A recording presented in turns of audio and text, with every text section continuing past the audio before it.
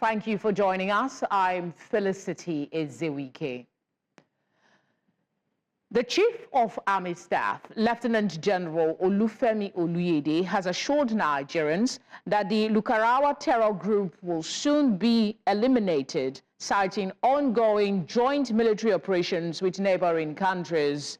Speaking to State House correspondents on Monday after a closed-door meeting with President Bola Tinubu at the Aso Rock Villa in Abuja, Oluyede emphasized the importance of regional collaboration in addressing the cross-border threat posed by the group.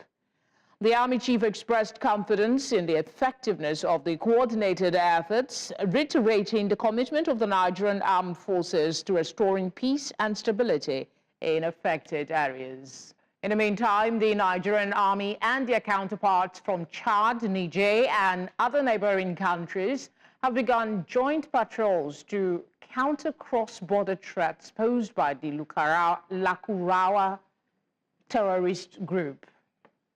The collaborative effort aims to restrict the group's movement as it has been linked to serious criminal activities in northern Nigeria and surrounding regions. This comes as the Sokoto state government voiced frustration over the challenge of containing the group due to Nigeria's porous borders. The Lakurawa group, affiliated with Sahel-based terrorists, particularly from Mali and Niger Republic, emerged as a national security concern following its audacious first attack on November 4. Joining us to discuss this is a lecturer at the Department of Criminology and Security Studies, Caleb University here in Lagos State, Dele Aigbe. Dele, thank you for joining us. Thank you very much. I hope you can hear me very well. Yes, I can hear you quite clearly. Okay. Let's just go ahead and get your reaction to this announcement. First from the Chief of Army Staff, and then you hear about joint patrols across border to counter cross-border threats posed by this new terrorist group. Your thoughts, please. Yes, I believe that the military should use, there's a battle fatigue in the military now. The military should use the technology to go a long way, because it will strain the military. We're trying to combat the insurgency in the northeast, and according to the northwest again, it will strain our military and law enforcement agency. And I believe use of technology, use of artificial intelligence will very critical. Ability to turn intention to action is very, very, very decisive for the government to adopt that strategy. So the use of technology, don't use human security, it will strain you. There was a battle fatigue in what we call military psychology. There will be battle fatigue in the system, and it will affect the psyche of the military. So use of technology under United Resolution 295, 296, talk about the use of technology in our borderline security to go a long way in helping or assisting the military to be able to combat this. We cannot allow this to spread. You know, it will be a looming national chaos if we will not put this to the board. All right, Dele, I will have to let you go. We couldn't get your visuals as clearly as your audio. Hopefully we can have this conversation subsequently. Thank you for giving us your time. Now, away from security matters, human rights lawyer and activist Dele Farotimi has been granted bail by an Ekiti State Magistrates Court. He was granted bail in the sum of 50 million naira with a surety in like sum. The court said the surety must own landed property, while the matter was adjourned to January 29, 2025 for further proceedings.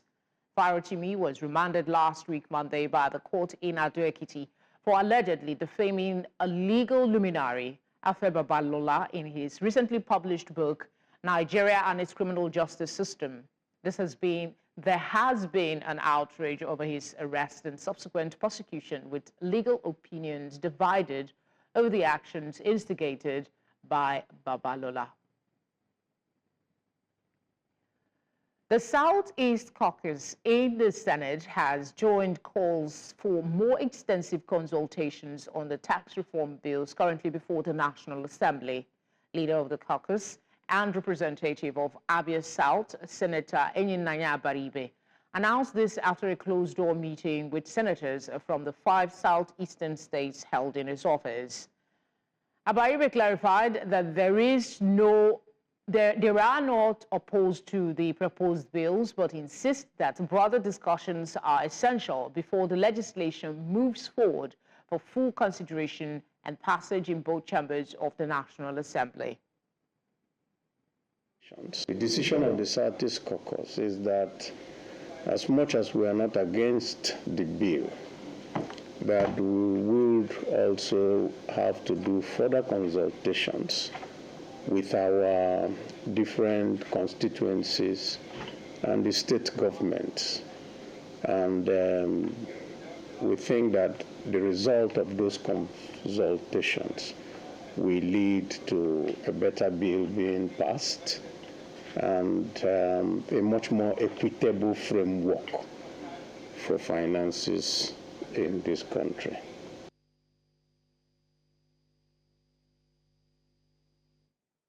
Leaders of the All Progressive Grand Alliance, APGA, have called on aggrieved members of the party to embrace peace following the recent Supreme Court ruling affirming Sly Ezeokenwa as the party's national chairman.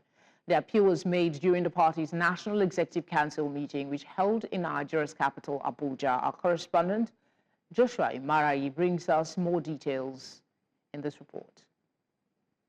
Defining moment for the All Progressive Grand Alliance, as the National Executive Committee held the first meeting of the party following the Supreme Court's ruling affirming Sly Ezeokenwa as the party's national chairman. The meeting began with accreditation of committee members, with officials of the Independent National Electoral Commission present to revalidate the national committee of the party. Because of the importance of this assignment, we are not just having one department here. We are having 3 departments. We have some of us from the Election and Party Monitoring Department, and then we have some of us from the legal litigation and prosecution, and then from the legal drafting and clearance. During the session, the national chairman extended an olive branch to those he described as members working in variance for the party's objective. I did say in various interviews that I granted on various TV stations that while we are celebrating this victory, we must equally be magnanimous in victory. And I stand here as the national chairman with your support to declare total amnesty for all members of the party that decided to fall on the wrong side. We are one big family, and we urge everybody to unite together to move our party forward. Let us all come together. Let us build this party. We are quite, I would say, elated that our party is now one of those parties that you can say isn't having any internal issues. The governor of Anambra State, also present at the meeting, called on party members nationwide to unite their collective effort to build a better Nigeria. And we also extend our hand of fellowship to other Nigerians, progressives all over Nigeria. For us, this is a moment for all progressives in Nigeria to unite. Let us unite and build Nigeria of our dream. The party says that it has set its sights on the upcoming general elections in 2027. The governor of Anambra State says that the party is open to alliance with other political parties that align themselves with APGA's progressive ideology. In Abuja for News Central, I am Joshua Imarayi. Borno State Governor Professor Babagana Zulum has presented the state's 2025 fiscal blueprint, proposing a total expenditure of over 584 billion naira. Tagged the budget of recovery and continuity, the proposal prioritizes rebuilding critical infrastructure, resettling internally displaced persons, and repatriation of refugees, as well as strengthening economic recovery efforts. News Center's Umaru Kirawa completes the report. Borno, a state in Nigeria's northeast, is fast recovering from the years of insurgency. Borno State Governor and members of the Executive Council, accompanied by the Chief Whip of the Nigerian Senate, among other stakeholders, arrived at the State Assembly. The State Governor unveiled the 2025 budget of recovery and continuity, a fiscal plan for the state. Our administration had budgeted a total sum of 584 billion, 757 million, 725,000 for the 2025 fiscal year, as against about 360 billion naira that was budgeted last year. The blueprint also includes initiatives aimed at boosting local industries and fostering private sector partnerships to enhance economic recovery. In the year 2025 fiscal year, the state government will invest heavily in modern agriculture and resuscitate the Maiduguri dairy farm, establish dairy plants in northern and southern part of the state. Latest by January ending, government will inject additional 50 buses and then 100 electric cars. Governor Zulum noted that 65% of the budget is earmarked for capital projects, while 35% will cover recurrent expenditure. The year 2025, inshallah, Goza Dikwa will be electrified.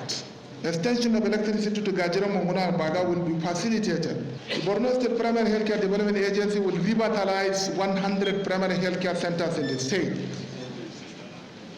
and plan to construct 6 additional primary healthcare centers and upgrade 6 PHCs to comprehensive health centers. The governor emphasized the government's commitment to consolidating progress in security and stability, education, healthcare, and agriculture. We shall be resilient in order to continue the program. Construction and rehabilitation of fire service stations in 27 local government areas, establish media situation room and media outfit, construct memorial site for insurgency, and support the security forces.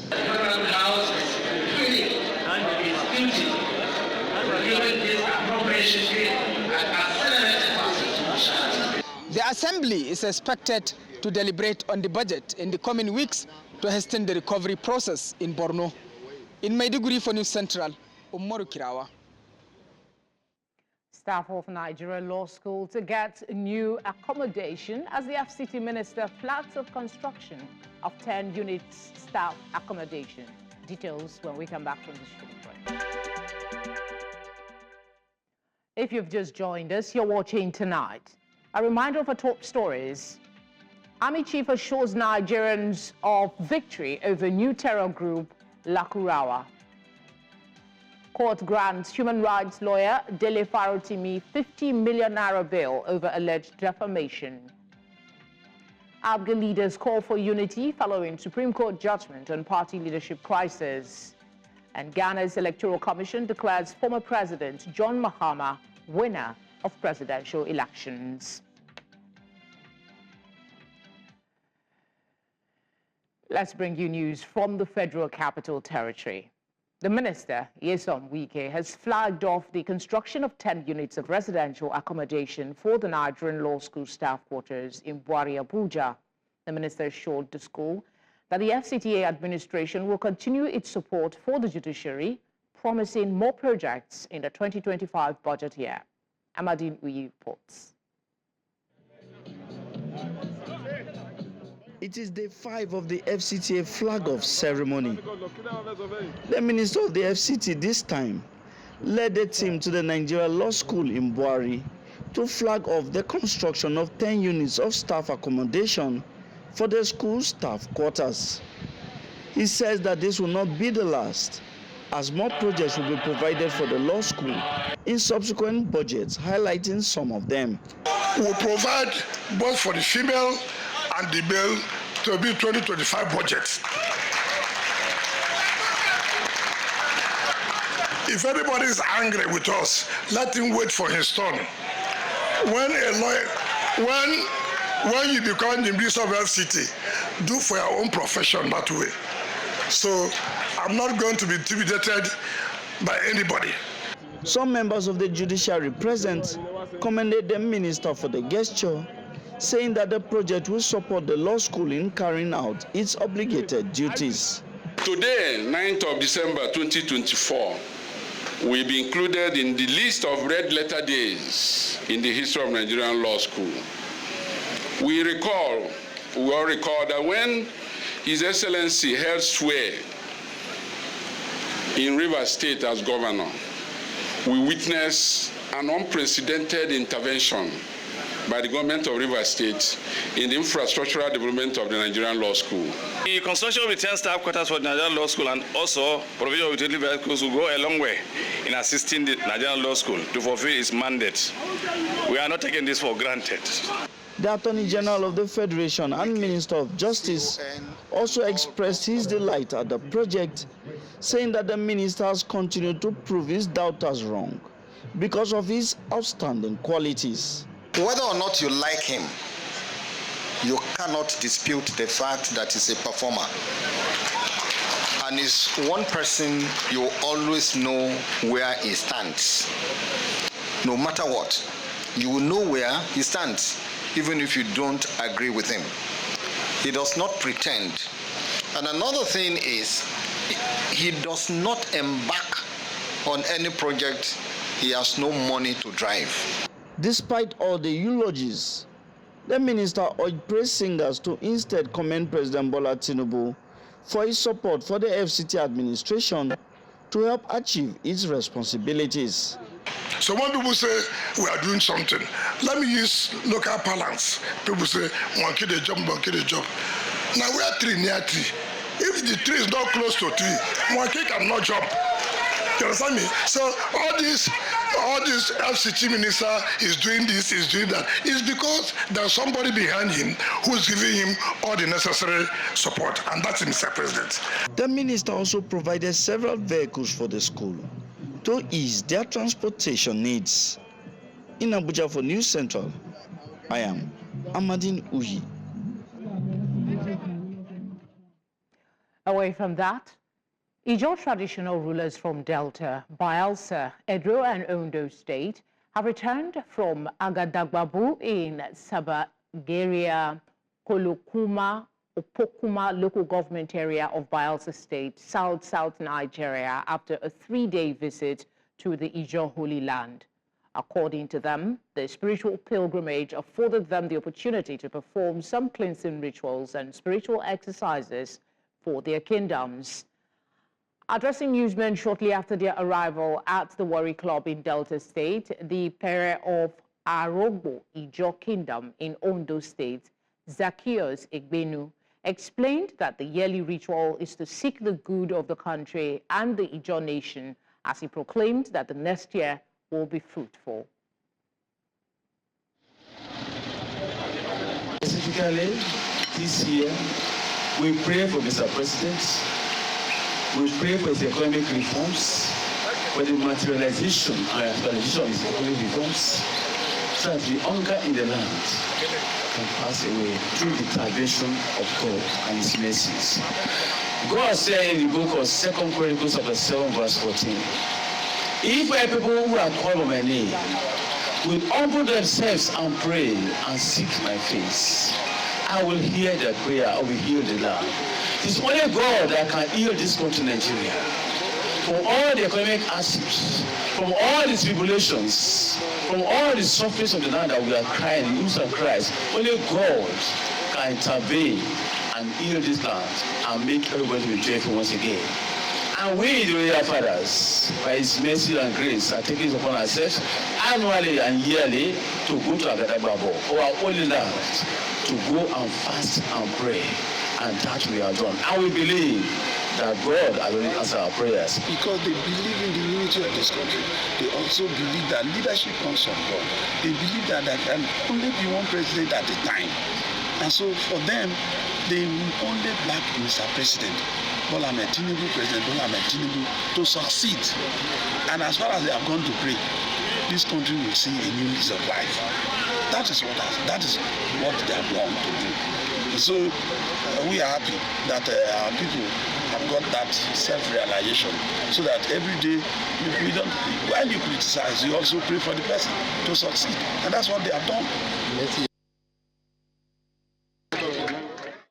Central correspondent Austin Azu reports that the train of the monarchs thereafter moved to Oporoza Baramatu Kingdom, also in Delta State, to round off the spiritual exercise.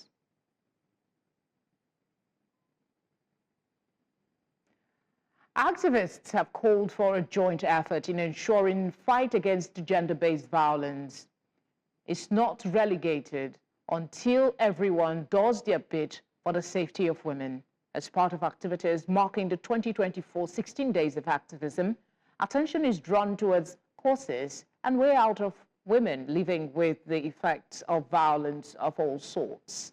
Correspondent Chizoba Anyowe shares more with us in this report. According to research, globally, An estimated 736 million women have been subjected to physical and/or sexual intimate partner violence, non-partner sexual violence, or even both at least once in their life. This accounts for 30% of women aged 15 and above.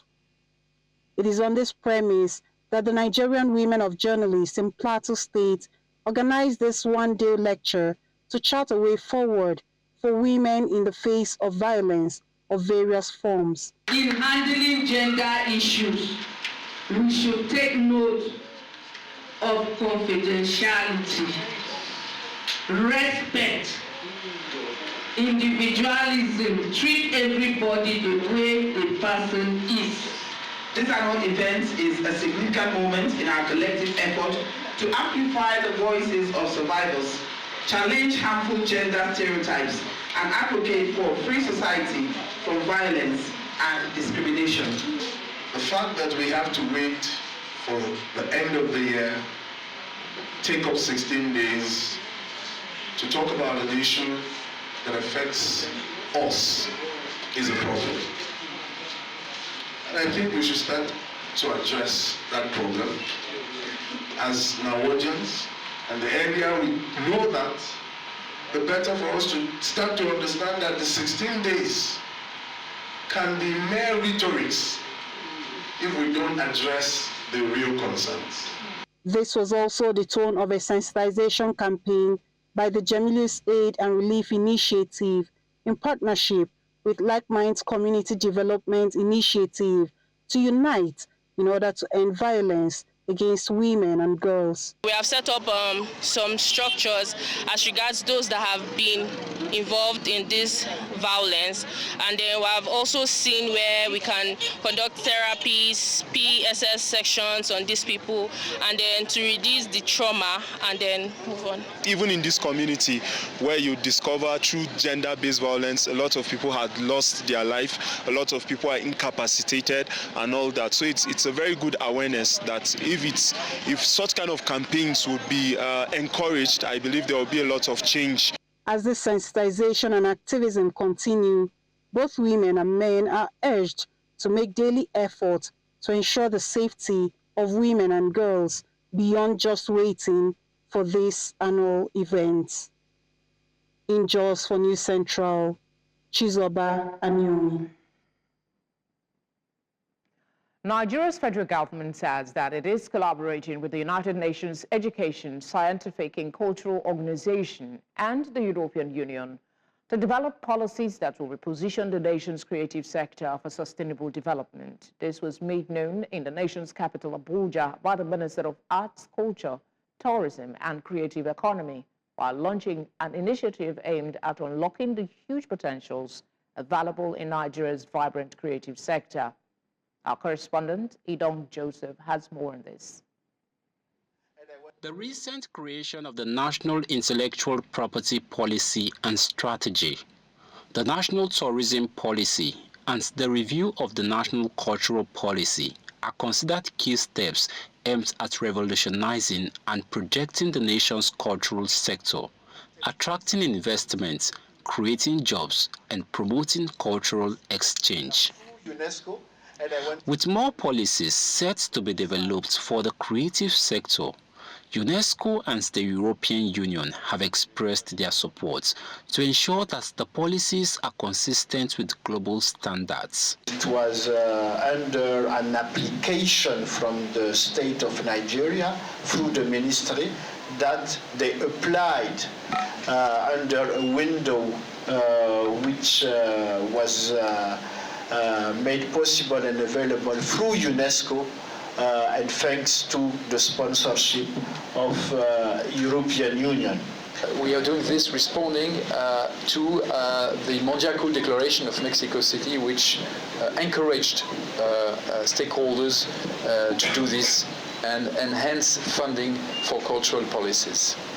While commending Nigeria for considering culture as a key sector for development, UNESCO says that the initiative is in support of its objective, which seeks to promote the diversity of cultural expressions. UNESCO, we are supporting the different countries, the member states, in implementing key conventions that cover the whole spectrum of culture, from the protection and preservation of natural and cultural heritage. This is the convention we call 1972.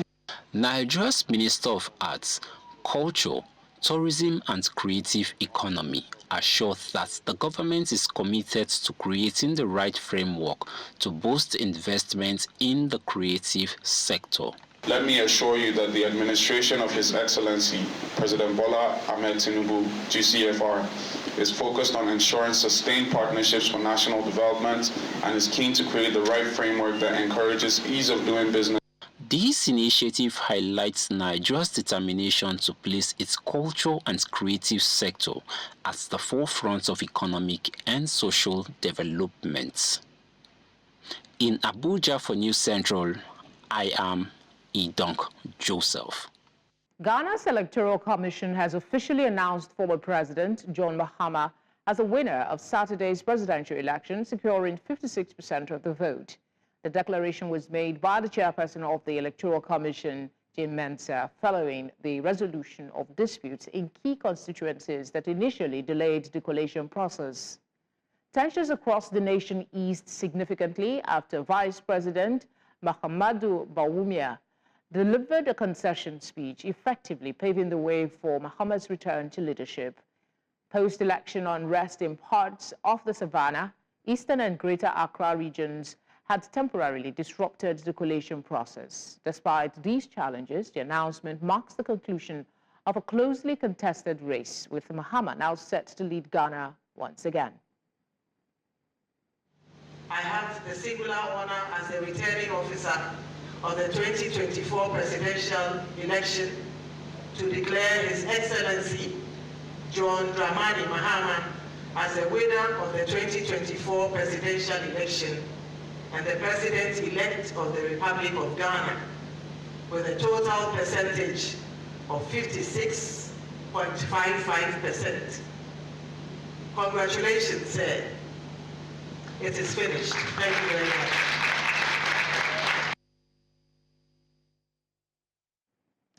Our correspondent, Bernard Akede, who has been covering the elections, joins us now for more update. Also joining us is private legal practitioner and national coordinator of the NDC legal team, LC Apaklu. Thank you very much to both of you for joining us. Bernard, let's start with you. You were at the president-elect's residence a while ago. Describe the atmosphere for us. I think we have a little challenge with Bernard's audio. We'll try and bring him back in, but let's go to Elsie and talk to her about some of the responses from local, regional, and international communities to the announcement of Mahama's return. Elsie. Is it possible to check if your device is muted? Just unmute quickly.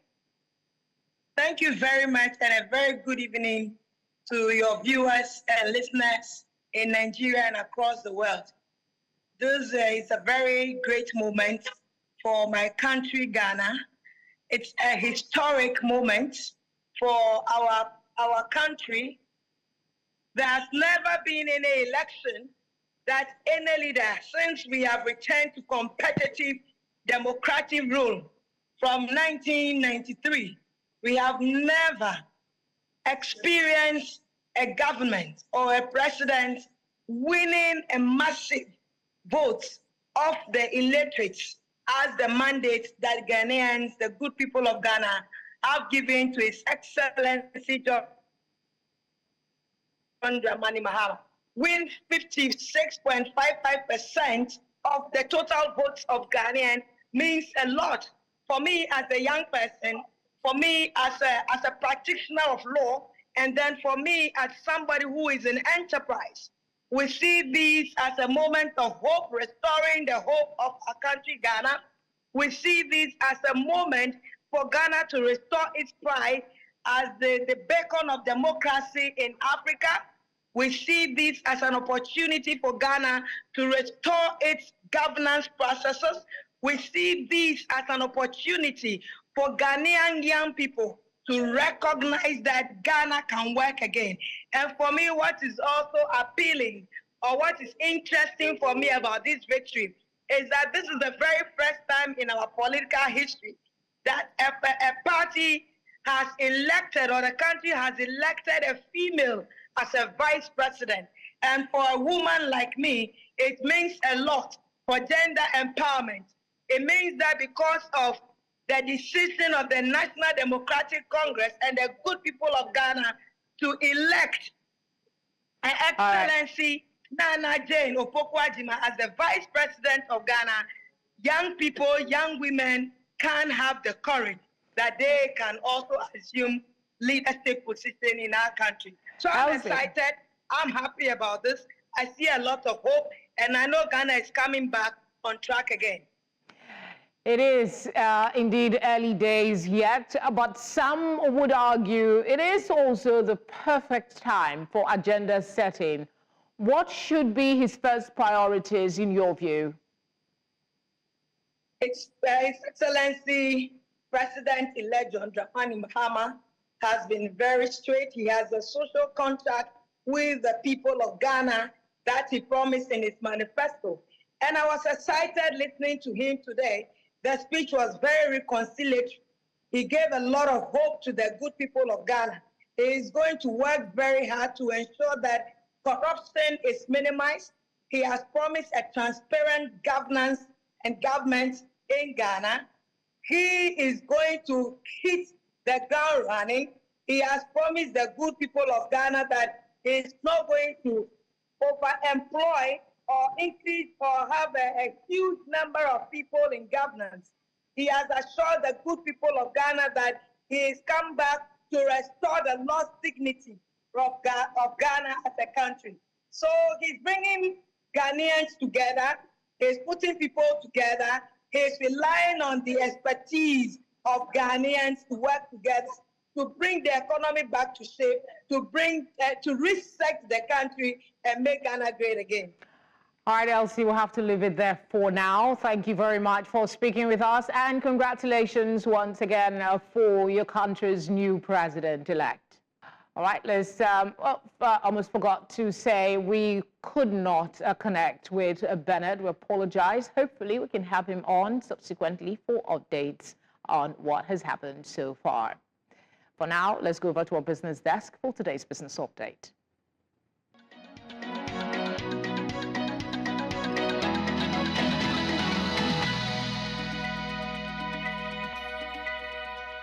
Business news in association with Money Master PSB, the easy way to master your money. In business, we begin in Nigeria, where approximately 29 state governments are facing a funding deficit of 4.25 trillion naira for capital projects, causing delays in various infrastructure initiatives. These states have disbursed 3.76 trillion naira of an 8.25 trillion naira budget, requiring an additional 4.25 trillion naira. The amount spent in the first 9 months of 2024 is 280 billion naira lower than last year's capital expenditure, despite a 40% increase in monthly allocations from the federal government. State governors have also incurred 1.9 trillion naira in recurrent expenditures. Additionally, they collected only 1.92 trillion naira in internally generated revenue, falling short of the 2.8 trillion naira target. Experts warn that the focus on recurrent spending and debt servicing could hinder long-term economic growth and infrastructure development. In North Africa, Morocco welcomed a record 15.9 million tourists in the first 11 months of 2024, surpassing the total for all of the previous year. This is according to the Tourism Ministry. This represents a 20% increase compared to the same period last year and is 10% higher than the entire 2023 figure. Tourism contributes approximately 7% to Morocco's GDP and is vital for job creation and foreign currency earnings.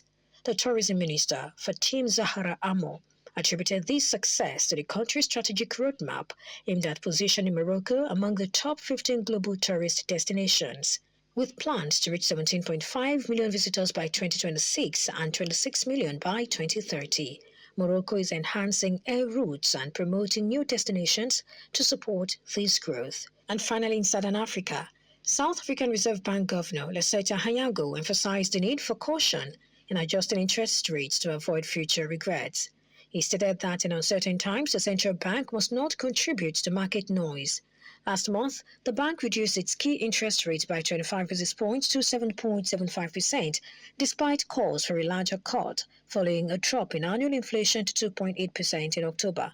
Hanyago noted that monetary policy should focus on future conditions rather than past data. He also reiterated the importance of a lower inflation target, arguing that South Africa's current target is high compared to its peers, which affects the country's competitiveness.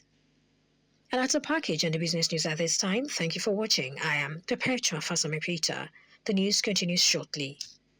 And in sports, Mohamed Babalola resigns his position as head coach of Aqua United following poor run of results. Let's now join Favor Itwa for more updates.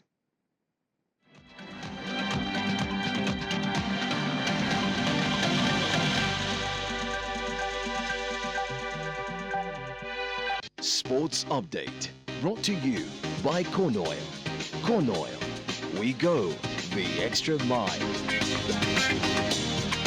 And in sport, the National Sports Commission will hold a crucial meeting with presidents and secretaries of Nigerian sports federations on Tuesday, the 10th of December. The meeting aims to strengthen collaboration and chart a strategic path for advancing sports development nationwide. It aligns with President Tinubu's renewed hope agenda, emphasizing sustainable growth and accountability within the sports sector. Key discussion points include fostering innovation, enhancing operational efficiency, and driving the sports economy through a unified approach. And out of fencing, Oman and Kenya have joined the list of participating nations for the 2024 Men's Junior EP Fencing World Cup set for December 14th to 15th at Charterhouse, Lagos. Oman registered at the last minute and will be represented by just one fencer, while Kenya is sending a 12-man team as part of preparations for the 2025 Africa Cup. They will join other nations like Egypt, Ghana, Greece, Saudi Arabia, and host Nigeria. Egypt, the continent's top-ranked fencing nation, is expected to field an 8-man team. The Nigerian Fencing Federation is hoping the tournament to spark greater interest in fencing and attract more local and international support for the sport. And now to table tennis. Africa Games silver medalist Matthew Kuti alongside 2024 African Championship men's doubles champions Muiz Adegoke and Abdulbasit Abdulfatai will headline the 10th edition of the El Chris Table Tennis Cup scheduled for December 22nd to 23rd at the Molade Okoya Thomas Hall, Tessin Balogun Stadium, Lagos. Organized by the Lagos State Table Tennis Association, the two-day competition has attracted elite players from across Nigeria over the years. The El Chris Cup has become a breeding ground for national table tennis talent. And now to football, Mohamed Babalola has resigned as head coach of Aqua United following a poor run of results in the Nigeria Premier Football League. Aqua United are currently 19th on the table with 16 points from 16 matches this season. His resignation comes after the 2020-21 champions were held to a 1-1 draw by Bendel Insurance on Monday evening at the Godswill Akpabio Stadium in Uyo. Chidoke Alaikwe had headed in David Phillips' delightful cross in the 16th minute to give Aqua United the lead before Insurance equalized through Stanley Okorom's free kick in the 30th minute. Still talking football, Galatasaray have confirmed the Nigerian forward Victor Osimhen has sustained a muscle injury following their hard-fought 3-2 victory over Sivasspor on Sunday. Osimhen, who scored Galatasaray's second goal from the penalty spot just before halftime, underwent an MRI scan that revealed a moderate strain and bleeding in his right posterior upper muscle group. The Turkish Super League champions announced on Monday that the striker had already commenced treatment but refrained from specifying the timeline for his return. And to wrap up sports update, Premier League official David Coote has been sacked by referee's body, the PGMOL, following a thorough investigation into his conduct. The 42-year-old was suspended by the Professional Game Match Officials Limited on 11th of November, pending a full investigation after a video allegedly showing him making derogatory comments about Liverpool and the club's former manager Jurgen Klopp was circulated on social media. The PGMOL have said Coote's action were found to be in serious breach of the provisions of his employment contract with his position deemed untenable. David Coote has a right to appeal the decision to terminate his employment. And that wraps it up on Sports Update. And Favor Itwa.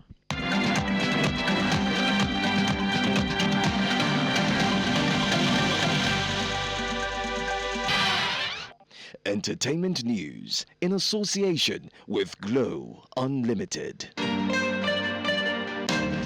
Tonight on Entertainment News, The highly anticipated movie Everybody Loves Jennifer, produced by award-winning filmmaker and actor Funke Akindele, premiered in Lagos State on Sunday, December 8, 2024. The premiere was held at Filmhouse Cinemas, Lekki. The movie featured star-studded cast Nancy Sime, Patience Ezokwa, Lai Wasabi, Stan Nze, Chimeze Imo, Amaomi Dada, and Fowls the Bad Guy, amongst others. News Central's Labaika Abdulaziz was at the red carpet and brings the highlights.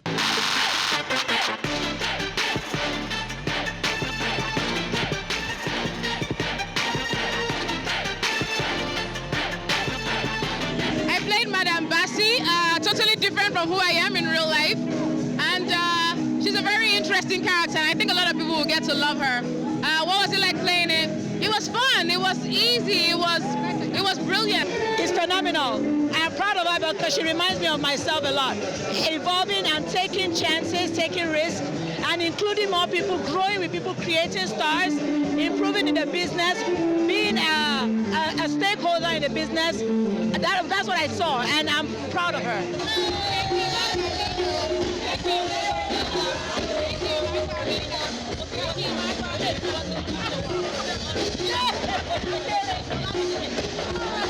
Tonight I was thinking, how did we even get here in the film industry? She's an amazing personality and she knows what she wants, and she's a pace setter. And I envy her. Working on this project, I will tell you, it was very fascinating. Working with Funke is actually working with a professional. It's family, it's professional. Whether it's high or low, we're in it together. I would rate it 10 over 10. And I'll tell you that when you watch, you realize why everybody loves Jennifer. Because I loved it. I mean, so it's true, the title is the truth. Jennifer! Jennifer! Hey! Rapper Meek Mill has weighed in the sexual assault lawsuit against Jay-Z, criticizing the media for spreading what is called false narratives. The lawsuit, which alleged Jay-Z assaulted a 13-year-old girl in year 2000, has sparked widespread controversy. Taking to X, Meek Mill expressed his frustration with the way the story is being portrayed. The goal is to start a false narrative to create a matrix web. If you can control the storyline, you can control the matrix. American media is totally unbelievable, the rapper wrote. Referring to the allegations, he added, I see Jay-Z, a 13-year-old girl, 300 times scrolling. It's called programming. Jay-Z has already denied the allegations in a strongly worded statement, labeling the claims as idiotic and accusing the plaintiff's lawyer, Tony Busby, of attempting to extort him through blackmail. Meek Mill's comment highlights growing concerns among celebrities about the role of media in shaping public perception. By describing the media's coverage as programming, the rapper alludes to a deliberate effort to manipulate public opinion against high-profile figures. That's all on Entertainment Tonight.